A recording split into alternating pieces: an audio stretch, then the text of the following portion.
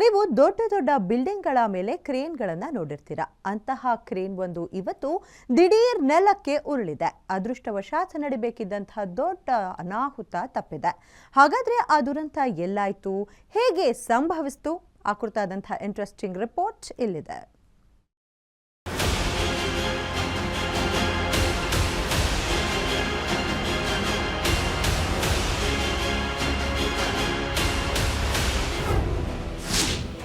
Silicon city ಬೆಂಗಳೂರಿನಲ್ಲಿ crane ದುರಂತ.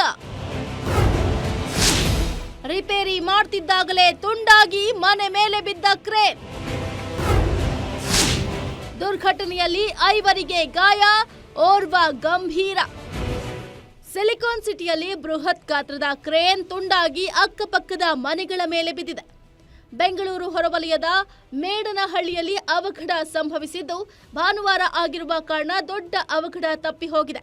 ಮುರಿದು ಬಿದ್ದಿರುವ ಬೃಹತ್ ಗಾತ್ರದ ಕ್ರೇನ್ ಮನೆಗಳು ಹಾಗೂ ಪಕ್ಕದಲ್ಲೇ ಇದ್ದ ಶಾಲೆ ಮೇಲೆ ಬಿದ್ದಿದೆ. ಶಾಲೆಗೆ ರಜೆ ಇದ್ದಿದ್ರಿಂದ ಮಕ್ಕಳು ಯಾರೂ ಇರಲಿಲ್ಲ. ಹಾಗಾಗಿ ದೊಡ್ಡದೊಂದು ಅನಾಹುತ ತಪ್ಪಿ ಹೋಗಿದೆ.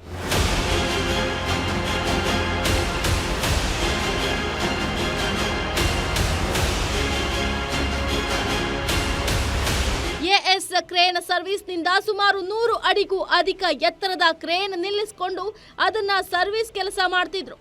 ಇಂದು ಬೆಳಿಗ್ಗೆ 11 ಗಂಟೆ ಸುಮಾರಿಗೆ 100 ಅಡಿ ಎತ್ತರದಲ್ಲಿ ನಿಲ್ಲಿಸಿಕೊಂಡು ಸರ್ವಿಸ್ ಮಾಡ್ತಿದ್ದ ಕ್ರೇನ್ ದಡಾರ್ ಅಂತ ಅಕ್ಕಪಕ್ಕದ ಮನೆಗಳ ಮೇಲೆ ಬಿದ್ದಿತ್ತು.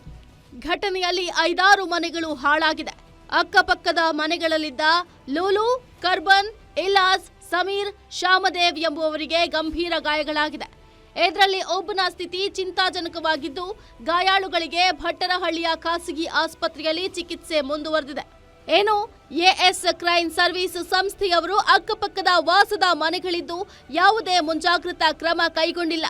ರೆಸಿಡೆನ್ಸಿಯಲ್ ಮನೆಗಳಿರುವ ಕಾರಣ ಯಾರು ಕ್ರೇನ್ ಸರ್ವಿಸ್ ಕೆಲಸಕ್ಕೆ ಅವಕಾಶ ಕೊಡಬಾರದು ಅಂತ ಹೇಳಿ ಸ್ಥಳೀಯರು ಸಂಬಂಧಪಟ್ಟ ಅಧಿಕಾರಿಗಳಿಗೆ ದೂರು ಕೂಡ ನೀಡಿದ್ದಾರೆ. ಸ್ಥಳೀಯರ ಮನವಿಗೆ ಸಂಬಂಧಪಟ್ಟಂತೆ ಅಧಿಕಾರಿಗಳು ಸ್ಪಂದಿಸದೇ ಇರುವುದೇ ಈ ಅವಘಡಕ್ಕೆ ಕಾರಣವಾಗಿದೆ ಅಂತ ಅಧಿಕಾರಿಗಳ ಮೇಲೆ ಹಾಗೂ ಕ್ರೇನ್ ಸರ್ವಿಸ್ ಸಂಸ್ಥೆಗಳ ಮೇಲೆ ಆಕ್ರೋಶ ವ್ಯಕ್ತಪಡಿಸಿದ್ರು. ಸರ್ ನೋಡಿದ್ದು ಬೆಳಗ್ಗೆ 11:15 ಆಗಿದೆ.